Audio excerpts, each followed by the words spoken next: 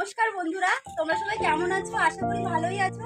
আজকে আমি তোমাদের সামনে আরেকটা ভিডিও নিয়ে চলে এসেছি। ভিডিওটা তোমাদের আগের ভিডিওয়ে আমি দেখিয়েছি আম তেল বানাবো, আমের সিজনে আম তেল বানাবো না, এটা কি হতে পারে?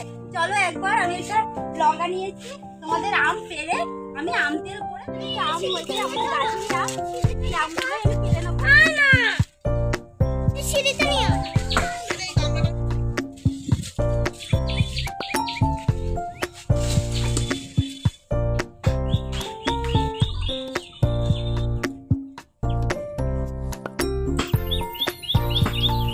দেখো বন্ধুরা, আমি 4টে আম পেরে নিয়েছি। এবার এগুলো আমি ধুয়ে নেব। আমি বটি নিয়ে আমগুলো ধুয়ে ভালো করে পরিষ্কার করে মুছে একটা পাতলা থালা নিয়ে আমি এখানে বসে পড়েছি। এবার আমগুলো আমি এভাবে খোসাগুলো ছাড়িয়ে নেব। খোসা ছাড়িয়ে নিয়ে এভাবে আমাকে পিস করে নিতে হবে। আমটা অবশ্যই একটু পাকার মতোই হয়ে গেছে, আমার আরেকটু আগে করা উচিত ছিল। যাই হোক, এখনো করলেও হবে।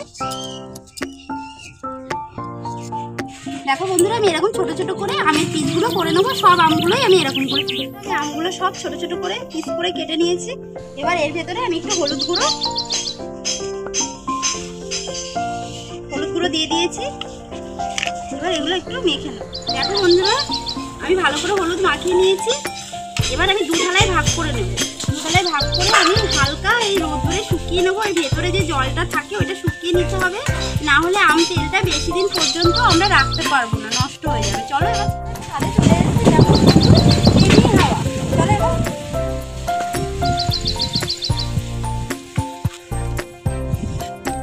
এভাবে আমি বিকেল পর্যন্ত রেখে বিকালে এসে আমি এগুলো নিয়ে যাব।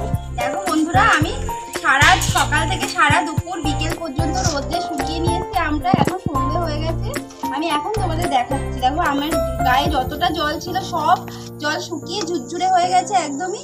এবার আমার আম তেল করার উপযুক্ত হয়ে গেছে।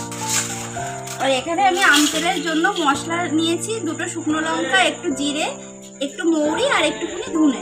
এবার এটা আমি একটু ভেজে নেবো। বন্ধুরা, আমি উনুন ধরিয়ে নিয়ে কড়াইটা বসিয়ে দিয়েছি। এবার আমি লঙ্কাটা দিয়ে দেবো, একটু নাড়িয়ে লঙ্কাটা একটু ভেজে নেবো আগে। এবার আমি বাকি মশলাটা দিয়ে দেবো, খালি কড়াইতে একটু নাড়িয়ে নেবো। দেখো বন্ধুরা, মশলাটা ভাজা হয়ে গেছে। এবার আমি মশলাটা এবার গুঁড়ো করে নিতে হবে। কড়াইটা আবারও বসিয়ে দিয়েছি আম তেল করার জন্য। যে তেলটা আমি গরম করে নেব, গরম করলে আম তেলটা খুব ভালো হয়। আমি একটু তেজপাতা দিয়ে দেবো আর একটু পাঁচফোড়ন, 1 চামচ মতো লবণ দিয়ে দেবো। দেখো বন্ধুরা, এবার আমি তেলটাকে নামিয়ে ঠান্ডা করে নেব। দেখো বন্ধুরা, আমি একটা কাচের বয়াম নিয়ে নিয়েছি। এবার এর ভেতরে তেলটা আমার ঠান্ডা হয়ে গেছে। এবার এর ভেতর ঢেলে দেবো। আমি আমগুলো ছেড়ে দেবো। আমগুলো দিয়ে দিয়েছি। এবার এই যে মশলাটা আমি পেস্ট করে নিয়েছি, সেই মশলাটা দেখো বন্ধুরা, আমার আম তেল তৈরি হয়ে গেছে। এবার এটা 3 দিন রোদ্রে দিয়ে তবে তোমরা আলু সেদ্ধর সঙ্গে খেতে পারবে কিংবা মুড়ির সঙ্গে খেতে পারবে। সব কিছুর সঙ্গেই খুবই ভালো লাগে। আমার এই ভিডিওটা যদি তোমাদের ভালো লেগে থাকে অবশ্যই লাইক, কমেন্ট, শেয়ার করবে এবং সাবস্ক্রাইব করতে একদমই ভুলবে না। আমি অন্য ভিডিও নিয়ে তোমাদের সামনে আবারও হাজির হব। নমস্কার।